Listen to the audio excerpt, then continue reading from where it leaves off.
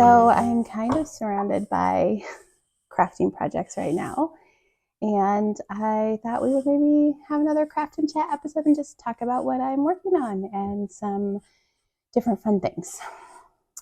I'm Kristin of Woolly Petals, the maker and designer behind Woolly Petals Fun, lots of quilt patterns, a few non-quilt patterns, and I'm so glad you're here. Let's get into it. So it's been a little bit since I've chatted on Craft and Chat with you guys. Life gets busy. I have not been doing tons in the crafting world, like putting out patterns, but I did release one new pattern. It's my silly goose pattern. They're hanging out back here. This is the goose. If you've watched any of my other more recent videos, you may have noticed there's a tutorial that goes along with the pattern. There's a tutorial for the goose pattern that is not mine, that is no longer available for sale, which led into this pattern. And yeah, so you may have heard about the goose pattern. This is a silly goose pattern. He is 20 inches tall from sitting to top of head. It comes with pattern pieces for the 20-inch size, as well as the 16-inch size, 16 inches from sitting to top of head. Those are two separate files, and then it comes with a file that is in the instructions with pictures for every step, and then links to the video that is on YouTube with timestamps in each section for the pattern. So I won't go into that too much more because we have information on YouTube and Instagram if you're there, and you may have seen much of the geese already. Pretty much my Instagram is a goose account now, which is fun. I think everybody is having fun seeing them. There's also a little tiny bit in the pattern for how to make tiny. This is a 9-inch goose. His pattern pieces are not included because I don't recommend him to everybody. I feel like the goose pattern, while the beak is a little bit tricky, the way that it's inserted, the videos and the pictures walk you through that, I think, pretty well. But with Tiny, I personally had to hand stitch his beak in. He's sewn the exact same way, but he is really tricky, especially if you're not used to making small things. So there is a half-page section in the pattern that talks about how to make him, like scaling the pattern down very easily. You print it at a certain scale, and just the little things that I had to do to make him work. And some people have definitely made him, but I didn't feel comfortable having him be a full part of the pattern. But these sizes are pretty awesome in any way. But Tiny went with my family and I to Hawaii over spring break and had some adventures. So if you've been on Instagram, you've seen that. If you weren't on Instagram or don't follow me there or missed it, I have a reel about him as well as a highlight save. So that's kind of fun. So the silly goose pattern has been a lot of fun. I've been making quite a few back here. I was showing my parents yesterday, and we calculated that, including the original pattern that I purchased and made a bunch of, I have made 24 geese so far, which is kind of funny. About half of those being my own pattern, or a few in between there that were working towards my own pattern.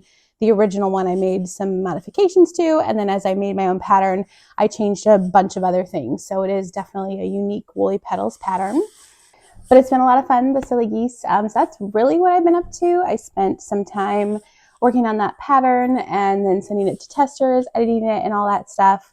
I have not been doing much quilting since my quilt challenge that I did in February, and there's a few videos on this channel if you haven't seen them, where you can watch them about using my Grace Company long arm, which I love so much, to quilt all the quilt tops I could in 2 weeks, and I did get through all of the ones I had, so that was really amazing, and I've stayed on top of them. I currently only have one quilt top waiting to be quilted, which I have the backing. I just need to put it on to the long arm this week. While I haven't been busy with crafting, I've been busy with real life, right? Like outside of crafting, even though this is my job, it's not full time. And I am working on a baby quilt for a custom order for a good friend who I don't really do custom orders except for her because she's ordered many, many quilts from me over the years, as well as she's a good friend of the family. And then some of my family members order for like grandchildren or, gifts and stuff. So I will do that for them. But for the general population, I don't do custom quilts anymore just because I don't really have time, more so, as well as what quilts are actually worth. If I'm paying myself a living wage, it's not, I can't sell them for that much. So, yeah. So some of the crafts that I've been working on, I'm always knitting or crocheting something. And I know I've showed my lavender sweater, so that is still in the works. And I just work on it here and there. Currently, what I've been really loving doing, and I've been trying to do one a day since, let's see, like March 12th. And I'm a little bit off because some days I just can't quite get to it. And then some days I'll do a double. So I think I'm around caught up, but I'm making granny squares to make a granny square cardigan. So that's been really fun. This isn't blocked yet, but I have around 40 of these, and that's really fun to see it grow. I think I need 68, and we'll see once I get to the point of having about 68. When I had around 30, I laid out like the front part of the cardigan to see, and I don't know, I might adjust things or end up making more or something, I'm not sure. But it's a big oversized, just flowy cardigan. I've actually been using this really great pouch that my friend Jen made as gifts for one of our retreats. She actually made a whole, I believe this is a single girl quilt from Denise Schmidt pattern, and quilted it and then cut it up and made a bunch of pouches for me and some of my friends on retreat. And it's a Y, I don't remember the exact name. I'll try to remember to put it on the screen because I did actually buy, it's got the metal in the mouth. So as you zip it up, it folds in nicely. And then as you have it open, that metal really helps it stay open in a really perfect manner for a project. This has become my favorite project bag that I've been using because it fits 2 skeins in there really well. And there's a couple pockets. Sorry, I have some money in there. My kids gave me some money back. 2 pockets that I've been using for scissors, and I have been weaving my ends in on the granny squares. So I have a big needle and to weave in the ends, and then of course my crochet hook. There's my needle. It is metal, but just a big needle, and actually kind of has a like curved tip, which is really helpful. I decided that I did not want to weave in the ends at the end of the project because everything I read about granny square projects, people are like, weaving in the ends is the worst part. So I've been weaving them in as I go, and I have taken this on several trips now. It's a perfect size to fit in my carry-on bag, like my tote bag that I take. It doesn't take up too much room. It fits 2 skeins of yarn caked down into like a cake once you wind it. So it's kind of the perfect size for travel, as well as I can grab it really easily if I'm running and need to sit with dropping off kids or something. And it sits by my chairs. So if I am home, of course, I can get in my one granny square if I can. I've been storing my granny squares in one of my project bags because it's clear, I can see what's in there, and it's been holding them, although once I get a little bit more, it might be a tight squeeze, so we'll see about that. So I've been working on that as a nice little easy grab and go project. I have a couple little cross stitch and embroidery patterns that I might grab if I'm in the mood. I've lost one. I'm sure it's around. It's like a little ghost in a terrarium cross stitch, and I need to find it because I would really love to finish that before Halloween. Another thing that I did the other day, because sometimes I just get in the mood to craft, but I also just don't want to start a new project, or starting some projects, it just takes so long. I had these guys all cut out and parts of them sewn, like the wings were sewn and the beaks were sewn. And here I made 4 of them the other day. So that was kind of a fun little project because I made a couple of them a while ago, and I will put the pattern down here too. I completely blanked on what it is. It's not my pattern, but it is a pincushion pattern I found on Etsy, and I actually love it so much because, and I've been using it a lot. I think, I'm trying to remember if the pattern called for rice in the bottom or a weight in the bottom, but I would recommend that if it does not. I added probably like a quarter cup of rice in the bottom. It just kind of coats the bottom layer like just a little bit, and then the rest is stuffing. But otherwise, I think they get a little bit too wobbly. I call it my binding buddy because Aurifil's thread fits perfectly under one wing, and the other wing is to hold the scissors. And then it's a pincushion, so you can put your pins anywhere on top, which is amazing. It's like perfect to hold this stuff all together and just carry to a different part of the house and put it down on the table, and it's all corralled, which has been an issue of mine for a while. I actually just found this basket too at a little Japanese store, and that's kind of perfect for that, with a different pincushion and different threads, and it works really well if I'm using multiple threads for something. But that's just been one of my pet peeves / issues for a long time, is a perfect little carry pins, thread, scissors, because I do bind around the house a lot, or if I'm doing a small project with those items, what to carry it in. And these two have actually been perfect, and I do use this one more. So I've given some of these as gifts. When I made this one, I cut out a bunch, and it is a little to work with. I'm not the biggest fan of sewing tiny things. I love tiny things, as I'll show with one of my current projects, but I really struggle. And so this was actually not overly hard. The hardest part was turning the wings, because you do sew them right sides together and then you have to turn them through a tiny little spot. But now I have these finished, and so they're off of my project pile, and I can give them as gifts or maybe do a giveaway and share the pattern with you, because I think it was really, really great. I did look up the pattern because I just thought it would be nice, but it's by Rick Rack Sews on Etsy. I believe she's a quilter as well, but the pattern is actually on sale through May 1st, 2025. So if that looks like something you might want to make, I would go check out the pattern now. Not sponsored, just like to share awesome patterns. So I just thought that was a fun, cute little thing, and I use mine a lot. Okay. A couple other things that I have been up to. So the goose pattern got me thinking, are there any other stuffed animals I want to make, as well as this chicken, which these are super fun. And I was like, well, a big stuffed chicken would be fun, but I don't know. Stuffed animal patterns are tricky. I've made a lot in my day.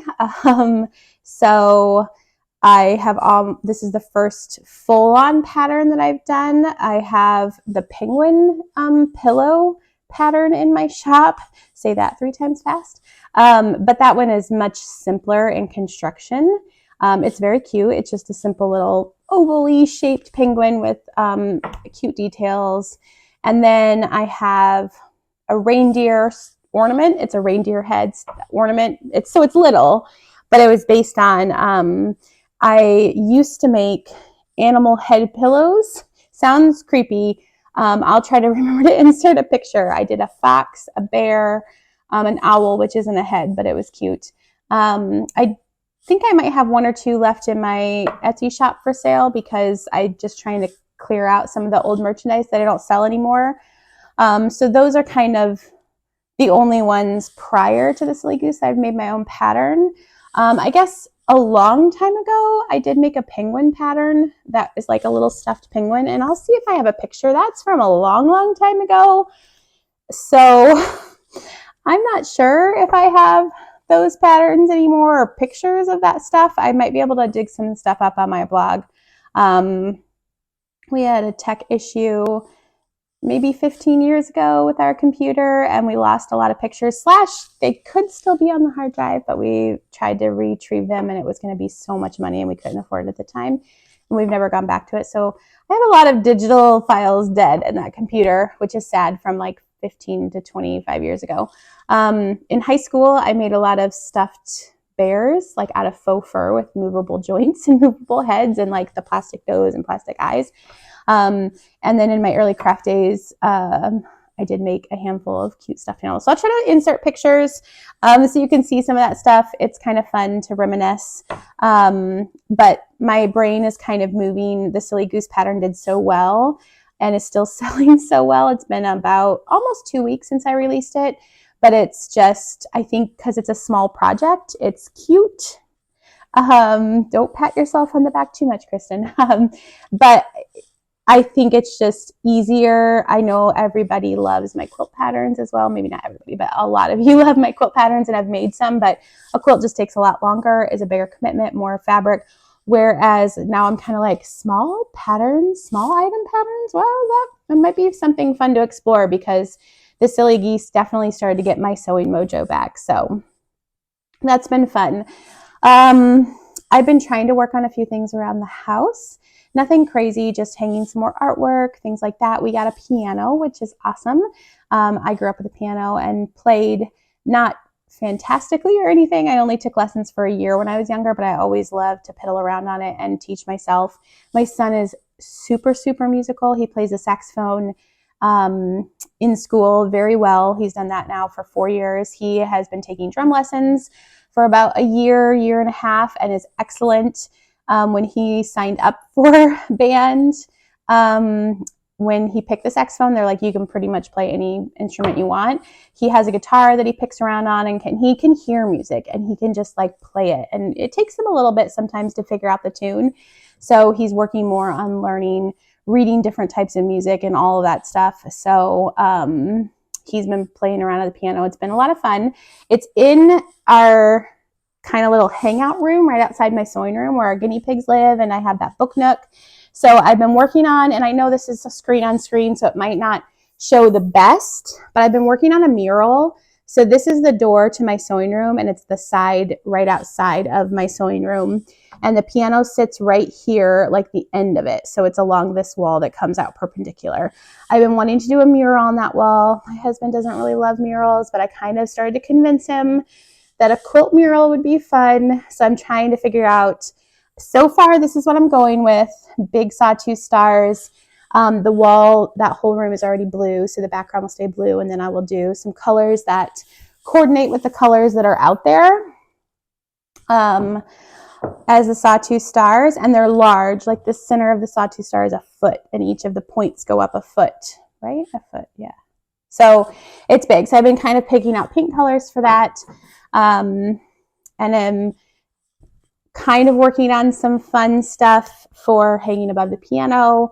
I've been painting this. I had this old, like just print on a canvas though, and so I painted over it, and I'm working on a sardine because you probably remember that I have a weird affinity for sardines. So that's kind of just a fun project that's been out. And then I've been working on this, and I have another one. Let me pull it over. So I've had this for a long time. It's a vintage dollhouse. It's about 12 inches wide and I think about 30 inches tall. And the front opens. Let's do this without. So I have another one that's a little bit smaller, different look on the outside. And I've purchased these at antique malls, and I've had both of them for probably like 5 or 6 years, maybe a little bit longer than that. And I've never done anything with them on the inside. We had some random little fun stuff in here, but they've always been higher up, like on top of a shelf or just hanging on the wall. We're out of reach of kids because I don't feel like they're really for kids.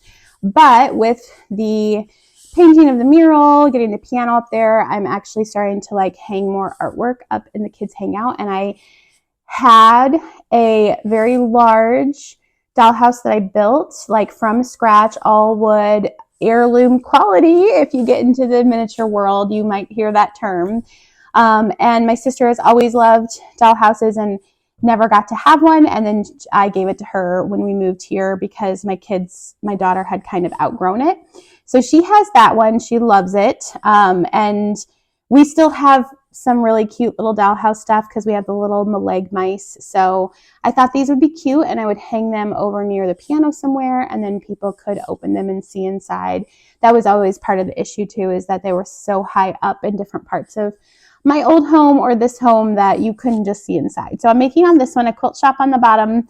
This will be like a little kitchen dining room, very tiny, like studio. And then this is going to be a library bedroom. So that's been kind of fun to work on, although kudos to miniaturists because they're little and hard to work with. So there's possibility I'll be going to a miniature show in the Chicago suburbs this weekend, just figuring out scheduling. So I'm kind of excited about that. I haven't just planned what the second one is going to be yet. I've just been working on that. And I'm not trying to be too precious about it. When I did the dollhouse from scratch, I did it like the right way. I think doing it any way that gets it done is great. But when I was reading all of the, information online about it, I just wanted to do a very good job. So I took my time and followed all the tutorials and did all the things that I was supposed to do. So it being already built is helpful. I'm just putting in the more fun stuff to make the room. So that's been kind of a fun thing to work on. I still have a giant pile of quilts to bind from my quilting challenge. So I have bound one, and part of the problem is that I have to actually cut the binding and sew it on for each and every one of them. But I love having a hand binding project around. And I actually am on the last side of my last quilt that needs binding and has it ready to go. So I really need to get to work on those. And my goal is in the next few weeks to work on getting the binding set for all of them, and hopefully do a little video on here to share some different techniques of binding and try out some things that maybe I haven't tried before, because I think that's always good to expand our knowledge, right? Or just try things even if they don't work out. One of the things that I would love to try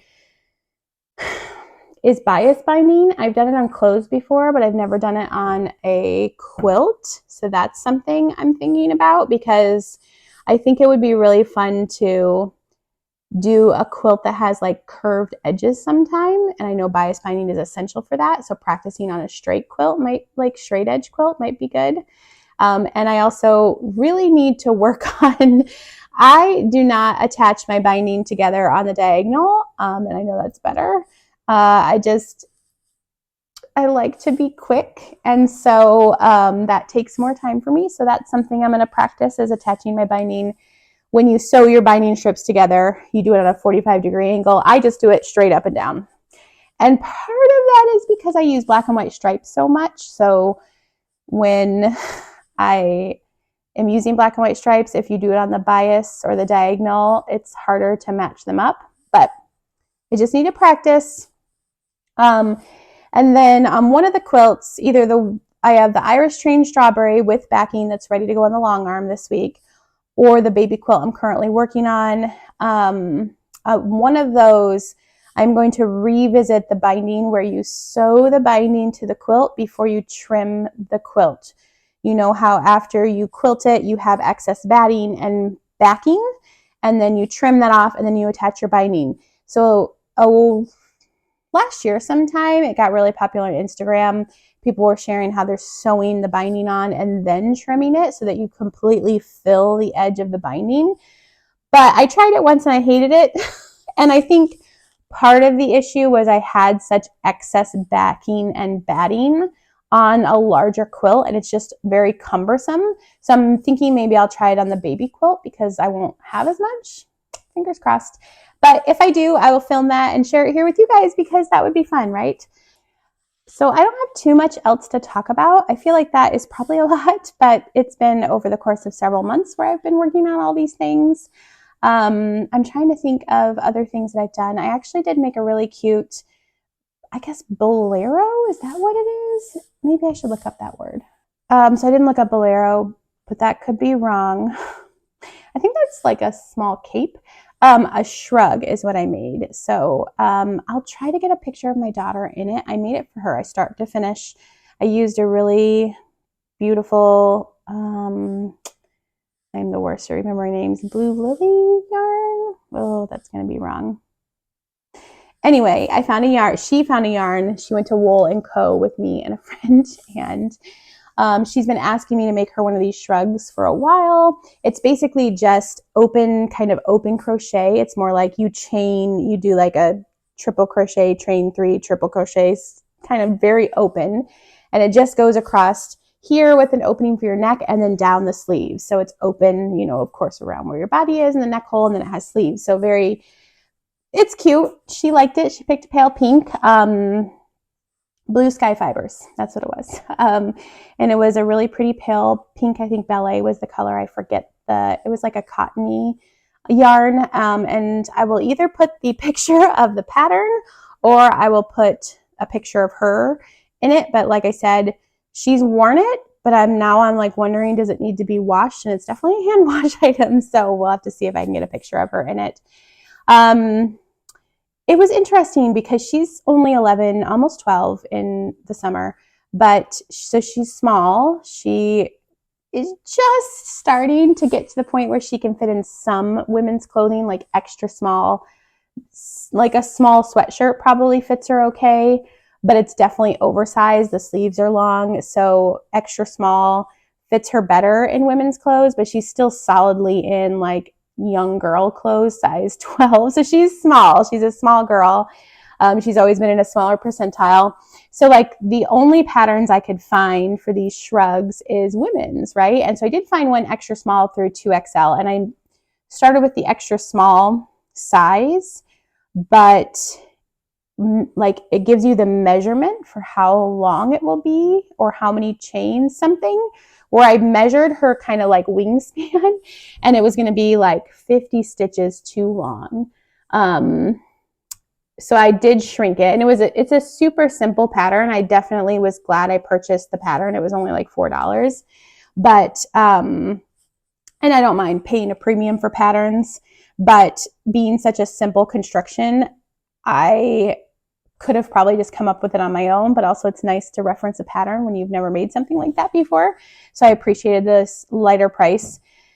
I do think I shrunk it a little bit too small, and I only basically took off about 50 stitches, like I said, and I probably could have taken off 25. It fit her, but I ended up feeling like how the opening I left for the neck seemed bigger than what she needed, but it's hard because it still has to go over her head. And then the opening for the, her torso was good, but then the sleeves felt slightly short. And I never blocked it because she was too excited to wear it. So I'm like, maybe with blocking the sleeves will lengthen, but then I'm like, well, I need to block it every time she wears it, which is another tricky thing. I'm trying to remember if the yarn was superwash. I don't think it was. And even so, with this style of a very open weave crochet, I was like, no, I don't know. It was a fun make. It was very fast, actually. I was super surprised with how fast it was. And part of that was with crochet, sometimes for me, when I'm doing a very open weave crochet and you have to crochet in the loop of the stitch, it takes me so much longer. But this one, because it's open weave and it was you just crocheted around the chain in certain spaces. And that actually really helped how fast I was with it. I finished it in like maybe 2 days of like an afternoon and evening type of thing, cross stitching it. So that was fun. I unfortunately did have to go buy more yarn. I thought one skein would be enough. I was sorely mistaken. 2 skeins was enough for her, but if you make a larger size, you would need more than 2 skeins. And then my dye lot was not perfect, which was disappointing because there wasn't a lot of time between when I purchased the yarn to begin with, but that's okay. Like, you don't see the transition, I don't think, unless you're really close, and it's on the back, so I figured it's fine. Lesson learned. I am a little bit worried about my crochet granny square sweater because I'm like, did I buy enough yarn? So we'll find out. Yeah. Other things I've kind of been working on. I had a knit hat I kind of started. I haven't finished it for myself. That's okay. It's warm now. Everything's blooming outside. It is dreary-ish today. You can kind of see up there. But it's starting to be actual spring, which is awesome. This past Friday, which was Good Friday, today is the day after Easter, by the way. Good Friday was like 80 degrees, and all the kids had off school because they have off school on Good Friday in our district. So I was like, wow, that's amazing weather for the kids to have off school. They ran around all day. Yeah, I don't know, other than working on pattern, like what, I don't remember any other projects I've been working on. I definitely peruse Pinterest and Etsy, and when I see people online sharing something, I've saved a lot of things to make, so that's fun. But I thought I would just chat really briefly about a couple things that I do around my sewing room, and I have some video to share for that. And these are kind of like regular maintenance things that I have to do to keep my sewing room in a semblance of order, because we all know when we're creative, we can get out of control, right? Like when I am cutting fabric for a project, I take a fabric, I cut it, and I throw it on the floor, and then I create a pile. And at the end of the project, or the end of 2 or 3 projects, I have to pick up that whole pile and sort it out. So I thought I would talk about a few things that I do regularly to keep my sewing room in order and to keep my mind in order, because I do work better in a clean sewing room.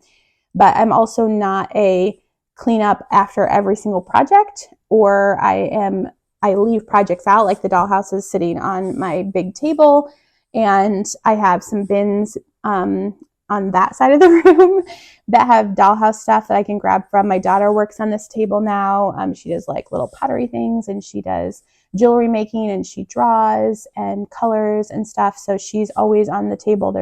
I had to clear off a bit of her projects to sit and chat with you guys today. So one of the first things that I do is I have scrap bins, and they are underneath my cutting table, and it's where I put a lot of scraps that are smaller, and I don't want to deal with them, like smaller than like a fat eighth, which is half of a fat quarter, right? No, that'd be a fat eighth. Yes. I was like, is it a fat eighth or a fat 16th? And much smaller than that. So every so often I will go through and I will cut all of those scraps down into usable squares.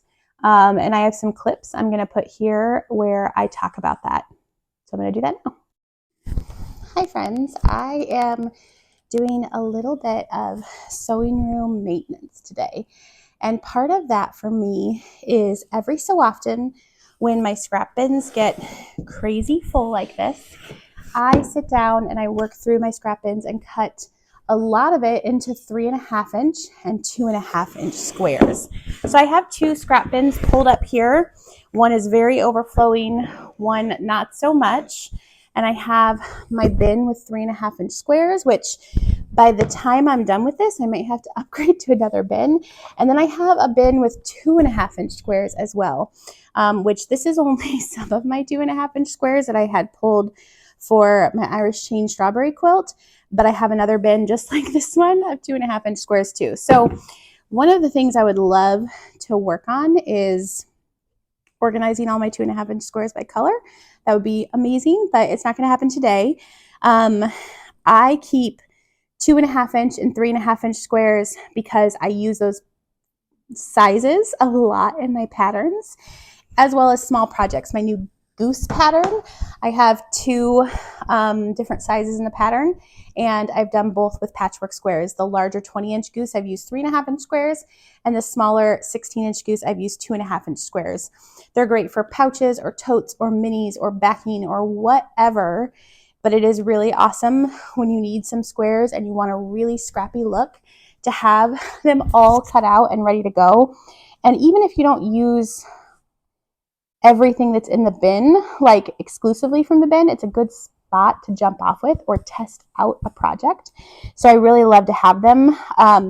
One of my good quilting friends, when she is cutting fabric, and she has to cut a small piece off the bottom of, say, a half yard, she will actually cut the whole width of the fabric, the height of the piece that she needs. Like, say she needed a 3.5-inch square.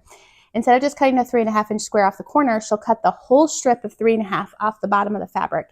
And then she cuts the remaining into squares. So she gave me the idea of having squares on hand because she uses them a lot in her projects, and I think it's awesome. I don't do that too often where I cut off the whole piece, and more because I am often in a hurry or a rush to cut out my quilts, and that takes extra time. And cutting is my least favorite part. But I actually don't mind sitting. I'm on a bar stool by my cutting table because it's 36 inches tall, and my knees tend to have issues lately. I have a little bit of arthritis in my knees, which sucks being not very old, I tell myself, but I'm working to strengthen and not aggravate it. So sitting when I can is good. Often I'll just stand here and do that for hours, but that tends to make my knees swell. So something you didn't really need to know, but I thought I would share a little bit how I cut. For my scrap bins, I do still have scraps when I'm done. And what those scraps tend to be is more strips or larger pieces that I might be able to use for something or cut bigger pieces out of. So I have a little pile already of blue that I've kind of pulled aside, and I will leave scraps like that in my bins until it gets too full.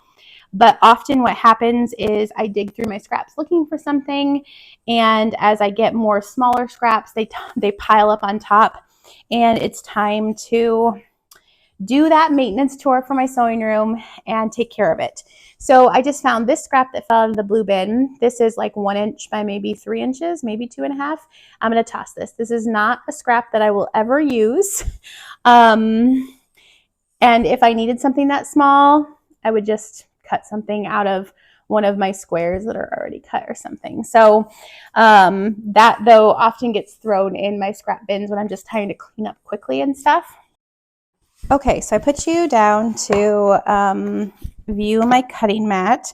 So this is actually like probably about a 4-inch square, and I have bins for different sizes. I actually got rid of my 1-inch bin because I never used anything that was cut smaller than 2 inches.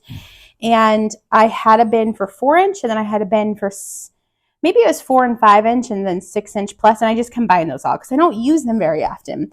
I almost 100% of the time use 3.5-inch. I'd say like 80% of the time I use 3.5-inch, and then the other bit of the time I pretty much use 2.5-inch. So I just decided that if I wasn't going to be using those, I might as well use that space for something else. So basically what I am doing is I am just grabbing a scrap and I am seeing what is the best size I can cut out of it. This one, I kind of wanted to center the little llama dude, and I'm going to iron him real quick. And he's not super centered, but 2.5 worked for that. And I have my iron right over here so I can make it less wrinkly if it's really wrinkly from my bin. And then I just see what I can get out of it. Some of them I will definitely only get 1 square, and there will be waste.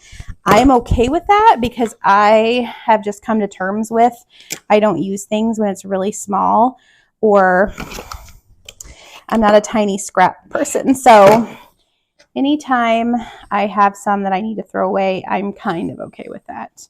It's always a little bit hard when it is super delightful fabric or one of my favorites, but there's just too much stuff.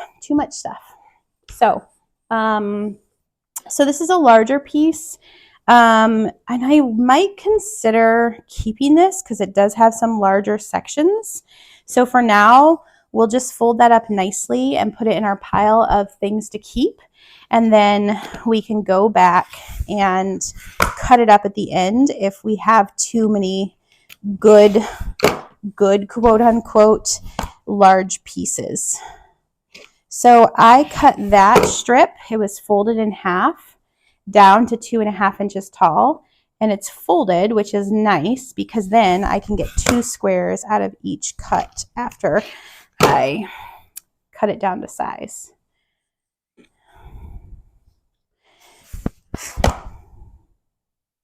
And then open that last bit. And if there's enough, cut another square out of it. That's a little bit larger piece. When I'm doing this too, I grab any of the like what are this even called? I'm trying to think of a word. It's not splinters. Shavings, I guess. It's almost like a shaving. Yeah, and then I will put that in the garbage too to just kind of clean everything up. So this will work for 3.5 inches. Sometimes I will have enough for a 3.5, and then after that enough for a 2.5. It does seem like a lot of work.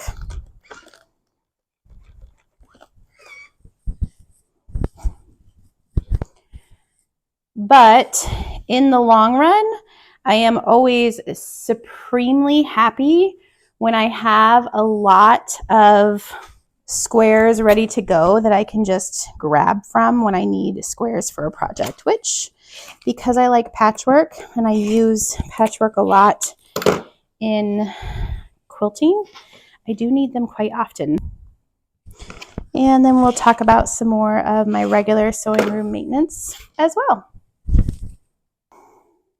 Okay, so another one of my regular maintenance things is to deal with that pile of fabric that sits on the floor after I finish a project or two. So often after a project or after a couple projects, usually I do not leave it for longer than 2 or 3 projects. And I would say most often I get to it right after a project. Is I pick up that pile of fabric, I put it on my cutting table, and I fold all of the fabric back into my folding style, which I'm going to try and insert. I have a video, and I don't know if it saved, and if it didn't save, I'll record another one of me folding fabric. That is like one of my most popular reels on Instagram, insanely enough. Like over 100,000 views. Might even have over 150,000 views at this point. It's crazy. But it's just how I fold fabric, getting it from a 1/2 yard into the proper width and depth to put on my fabric shelves. Okay, so this is a yard of fabric. To fold my fabric, I'm going to make sure that yard comes down to 1/2 yard size roughly, or if I have a 1/2 yard, leave it at the side. I'm going to fold my folded edges over to my selvage edges, and I'm going to flip it because I like my selvages on the inside, and fold one more time. And then I'm going to fold my fabric like this. So this is about the width. As I put it into my shelves, I stack them all up with that width. And so I will take that pile of fabric, fold it all down, and then depending on time at that point, I will put it away on my fabric shelves, or I will put it, I have kind of a rolling cart that I can pile all my folded fabric on. And then at one point I will go through and take all that folded fabric, put it into the piles of color, and stick those piles back in my fabric shelves. So that's part of regular maintenance. That's a little bit more regular. The other part of regular maintenance with fabric control is taking my wall of fabric, and I basically take out one stack at a time and reorganize it so all the edges and front edges line up, and then I put it back in. Often at that time, I will go through fabric. If I see a fabric in there that I'm like, oh yeah, I don't love that anymore, I'm never going to use it, I'll throw it in a pile of gifting or selling fabric. And it's just a way to, like, as you pull fabric out of those shelves for projects or stuff one back in because you decided not to use it, it just gets a little disheveled over time, and that's a way for me to keep it looking nice. If I'm filming in front of it, I do often do a quick cleanup, and then every so often I do a full cleanup. I just put my ironing board right in front of it, and I pull out a stack at a time, restack each stack, getting rid of, hopefully, and then I can add in new fabric, because sometimes if the stacks are too full, I can't fit new fabric in there. And so that's a really good way to make it look beautiful. But I don't have to do it all the time, which is good, because it is a lot of work. It takes me an hour or so. Then some of my other regular maintenance, just like I just wiping down my cutting table.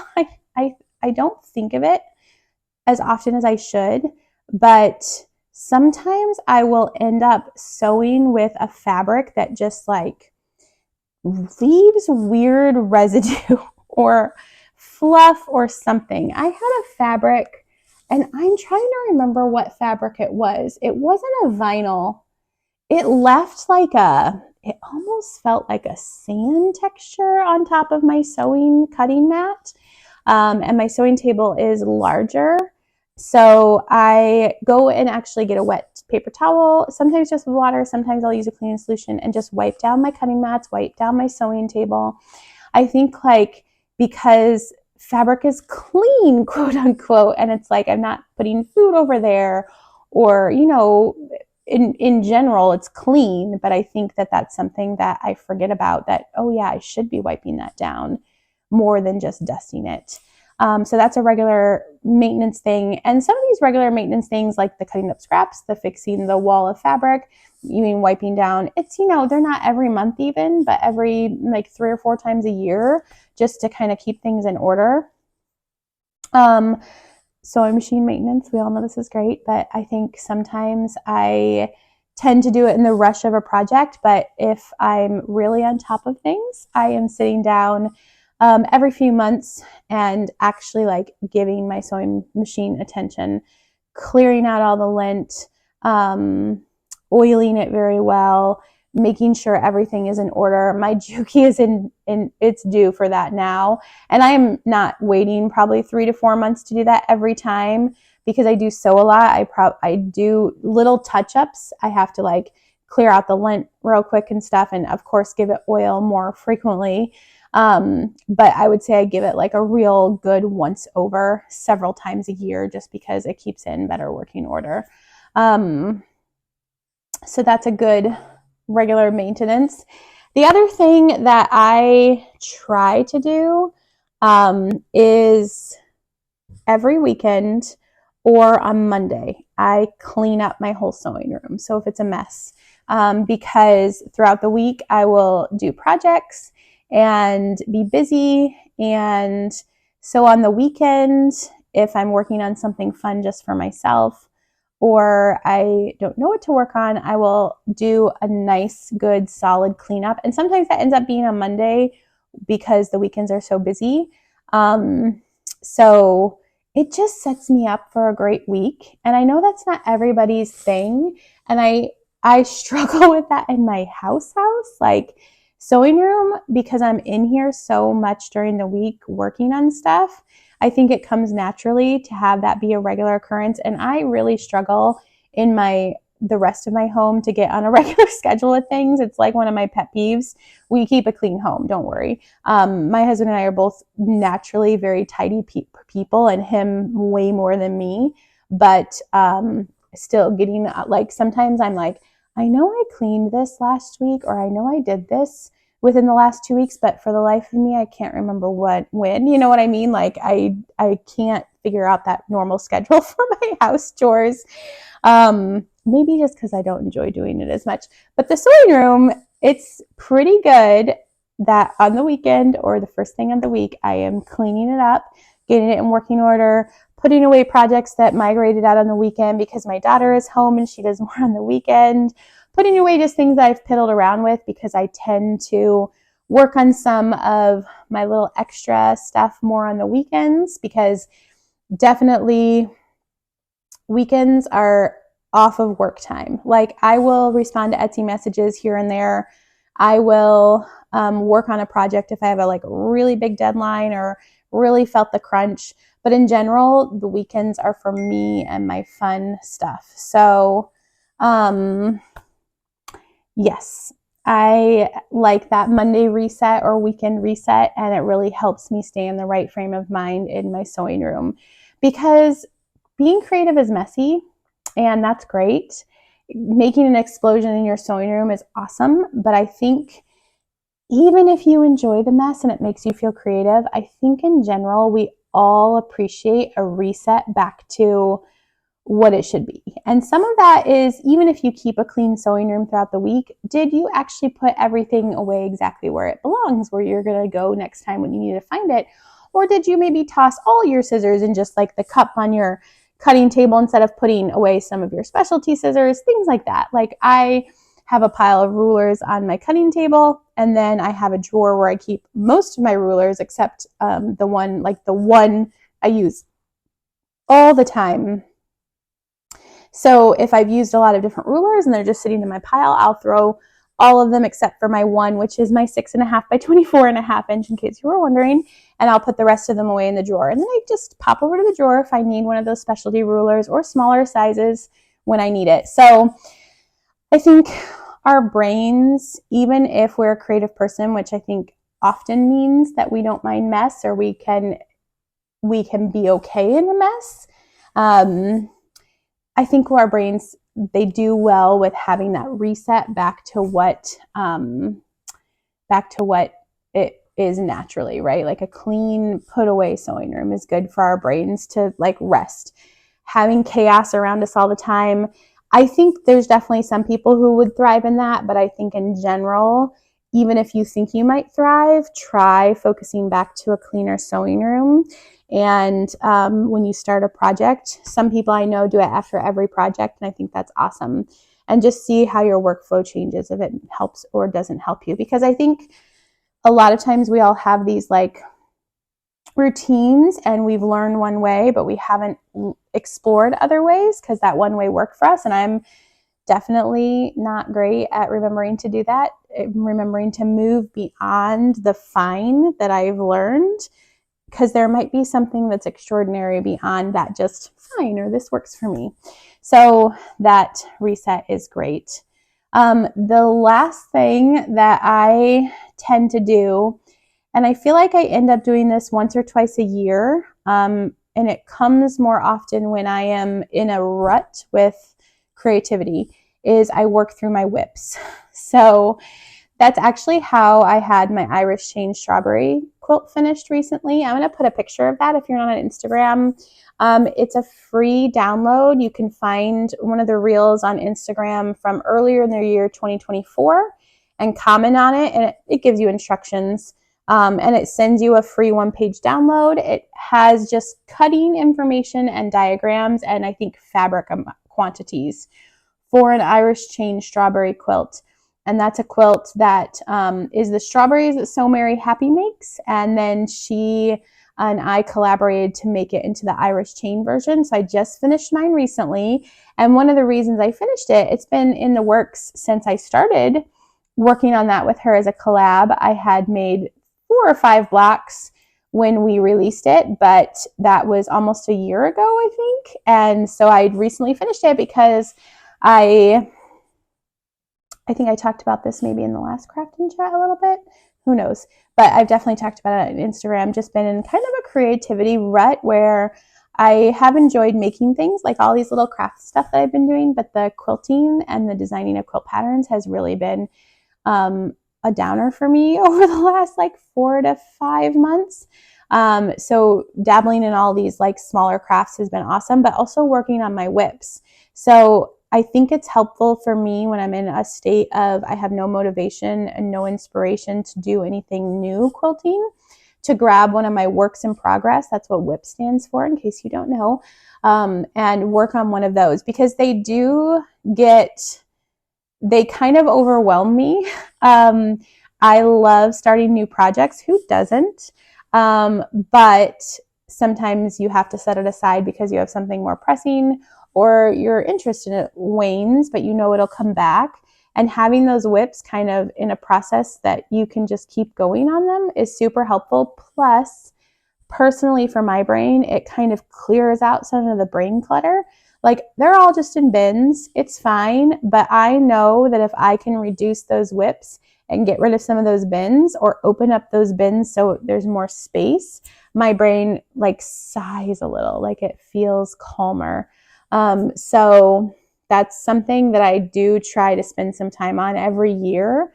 Ideally, I would just finish my whips when I start them, but that's not quite the way it goes with me. That, like, the chickens were one of my whips that were just sitting in a pile because they were such small pieces. They didn't feel big enough to put in their own bin, but I didn't want to toss them, and I knew I was going to make them. I didn't want to like lose them. So I just sat on my desk. So if I don't have anything pressing, I will go through any whips that are sitting out and either work on them or get them prepped to put in a bin. If I am feeling unmotivated, uninspired, I will work on a whip because the act of just creating, even if it's something that isn't overly inspiring at the moment, keeps you in the mindset to keep, it's like a muscle. You keep practicing that. And then it's easier when you are uninspired, unmotivated to work on something that's already halfway done, right? Because it's already in the process. You've got stuff cut out. So it's not using much brain power. It's just continuing a process. I find that starting a project uses the most brain power because I'm planning it out, picking out fabrics, cutting everything out. And while it's a lot of fun, if I'm not in the mindset of that, it can be very daunting. So that's a great thing. And if you don't have any times of unmotivated, no sojo, or it's just kind of a good practice if you do have whips to try and work on them a couple times a year so that you can reduce that kind of load on your brain, because even if it's out of sight, out of mind, it's still kind of a load on your brain. So that's kind of like some of my regular sewing room maintenance that helps keep my sewing room in check. I'm sure there's other stuff I'm forgetting. I definitely go through things probably once a year. The makers meetup that I'm a part of, my friend Stephanie runs it. This last year was our second year. The first time we meet in January, we all bring craft supplies that we no longer want or use, and we all just swap. You just put it out on tables. People take what they want. If you want to take your stuff back at the end that's left, you can keep whatever is left that nobody has taken. Or Stephanie is amazing, and she will take everything at the end and donate it. We have a couple places in our area that you can donate craft supplies from, and the one she usually goes to is, it's like a store for teachers where it's all donated items, and I believe they get it's like a thrift store for teachers of craft supplies. I'm pretty sure. I've never been there because I'm not a teacher. So I know there's more of those popping up, like a craft thrift store. I actually just saw a list somewhere. There's, I think, one in downtown Chicago. The one that Stephanie, I believe, donates to is, I'm pretty sure it's in Addison, Illinois. I just saw an advertisement on Instagram or a reel or something for one up in Wisconsin, I think slightly north of Milwaukee. So I would definitely look at that as a fun option for craft supplies. And being somebody who loves vintage also, I think it's a great avenue for vintage craft supplies, older craft supplies, things you maybe have been looking for and are having trouble finding. I love going to yard sales and thrift stores and finding embroidery hoops. I like thrifting those rather than buying new. I have bought new at times because I need a specific size right away, but I actually went to an estate sale after the last makers meetup that was in the area. I just ran in real quick, not thinking much of it, and I was heading to Hobby Lobby because I needed to get some of the little wood for the dollhouse, and they had a bunch of dollhouse stuff. I was like, they had a whole room of craft stuff, but they had a whole table full of some dollhouse furniture. I bought a couple things, and then a lot of the wood that I needed for dollhouse stuff too, which was amazing. And their prices were like 50 cents, 25 cents, $1, which is unheard of these days, I feel like, for stuff. So I got some of that. I didn't look too much at the quilting section, but it was a really fun estate sale. I shared it in the makers group, just sharing, hey, anybody go here if you can, because craft stuff. The cool thing that I wish would have been cheaper, but it was probably a very good price, but I not just wanting it for fun. It wasn't going to happen. It was $500. I went into the basement, and you never know sometimes where you're supposed to go in those estate sales. I never feel uncomfortable. there's always other shoppers in my area. So it's like, but when you walk down to the basement, it was like a older home. So it's definitely like a stone basement, not finished. And there's like a bunch of stuff, right? And they had said, you can go in the basement. And there's a bunch of stuff right at the bottom of the stairs in the room. And I could see a room past, and I can see what looked like a knitting machine. And like, it wasn't blocked. So I did go in there. It wasn't marked or anything. And there wasn't really anything else in the room, but there was like this whole knitting machine. And if you've never seen a knitting machine, it's like, this was like probably around 3 to 4 feet wide, and there was a bunch of other stuff. And I've only watched a couple videos of people doing this on Instagram of using those knitting machines. It's kind of like a loom where you are hooking the fabric or the yarn onto the machine, and then depending on where you put certain colors, and like you do like a shuttle back and forth, but it's more of an electric machine. I'm doing a horrible job of explaining this, but it knits for you in panels, which is how like large corporations, large fabric or designers make sweaters. Like that's how, like this is a knit sweater from a store. It was a knit on a knitting machine, and then they cut out just the shapes for the sleeves and the body and sewed it together. So that's what it was. So I asked one of the people who were hosting, and he's like, yeah. I was like, is that for sale? How much is it? He's like, yes, it is for sale. They're going like for $1,500 on eBay. I'm selling it for $500. And I was like, oh, okay. I'm like, I'm sure that's a great price. I just, don't really want to spend that today. Let's just say if it had been less than 100, it would have come home with me.